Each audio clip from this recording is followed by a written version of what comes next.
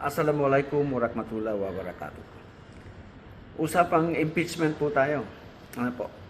Ang ating pong pag-uusapan ay ano po ba yung pagkakaiba ng impeachment proceeding nung araw at yung impeachment proceeding ngayon? Ano po? Simulan po natin dun sa filing. Doon po sa sinasabi po ng saligang batas, yung verified impeachment complaint ay ipa-file sa opisina ng Secretary General. Ano po? Hindi kay Secretary General. So yun po yung unang-unang nangyari na nagkaroon ng pagkakamali doon sa hindi tinanggap yung second and third impeachment complaint na hindi lalatag noong January 22. Ano po? Kasi wala nga daw po yung head of office.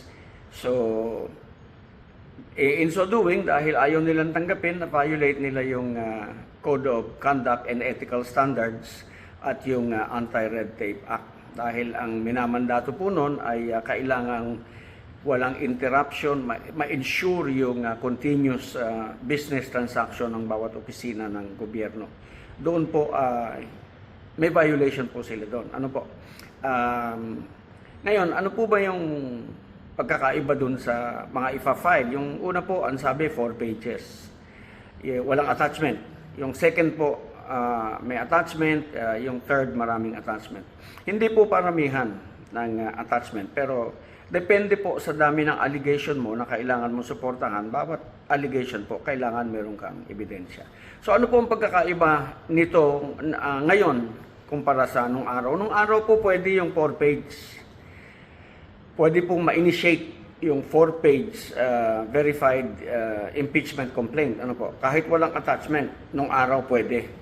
Ngayon po, hindi na pwedeng ma-initiate yung 4-page na verified impeachment complaint kasi sabi nga po ng Supreme Court sa kaso nga po ng Duterte versus House of Representatives, the impeachment is an effective tool for accountability. Dito po natin mapapanagot ang mga matataas na opisyal ng ating bansa. Ano po? Presidente, Vice Presidente, Head of Constitutional Commission, mga justices, at saka yung ombudsman. Sila po kasi ay impeachable officers. Ano? So, sila po mapapanagot natin sa pamamagitan ng pagpa-file ng verified impeachment complaint. So, yung pong ipa-file mo, kailangan, nung araw, kahit nga po 4 page, wala, may initiate po yon.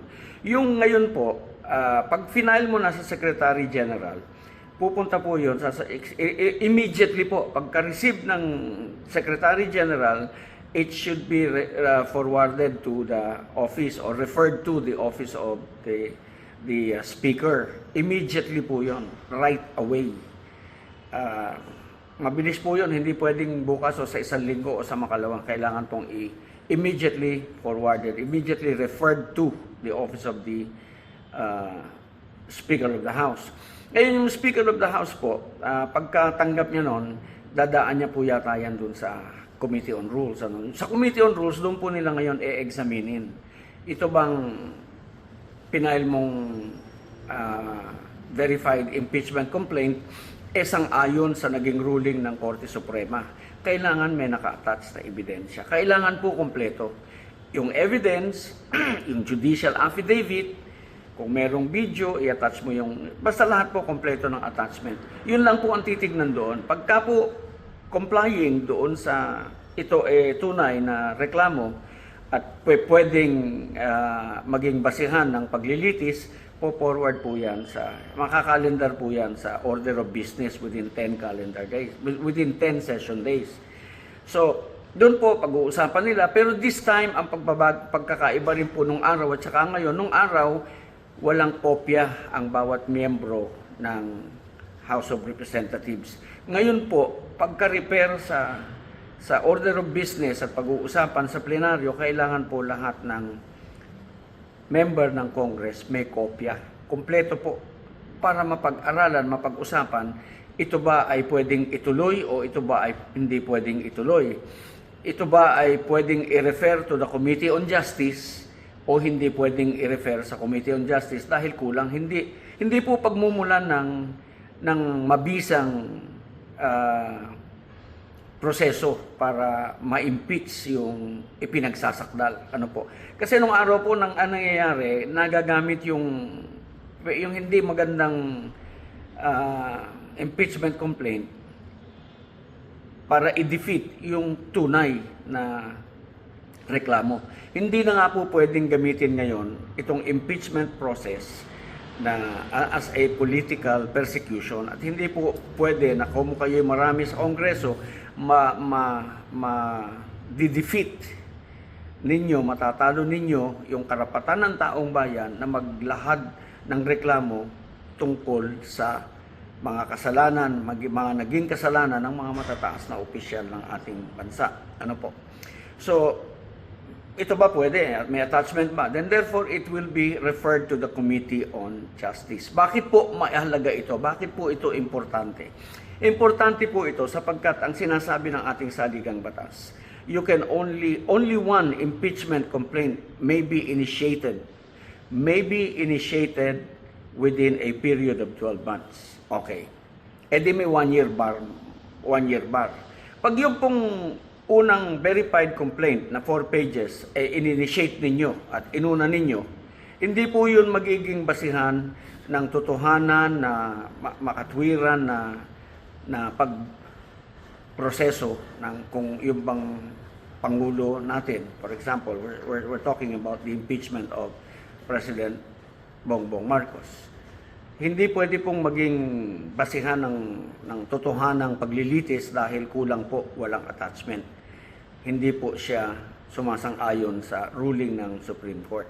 Kailangan yung may basihan, yung may. So ano po ba yung ibig sabihin ng initiation? Ang initiation po, sabi ng Korte Suprema, is the act of filing. Act of filing, yung ginawa namin. Act of filing followed by an action. Alright? And the action referred to is the referral to the Committee on Justice. There you are.